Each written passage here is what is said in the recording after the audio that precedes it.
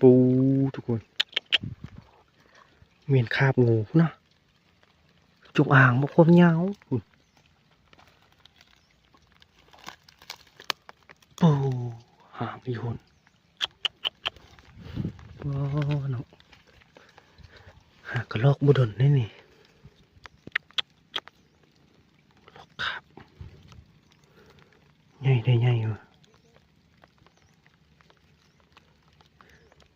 น่าจะจงอ่างความยาวนะมันเกือบ2 เมตรพุ่นวะยาวได้ยาววะป้าคันมาเห็นตอนมันลอกคาบอยู่นี่นะใดนี่สุดยอดเลยนี่ห่างเลย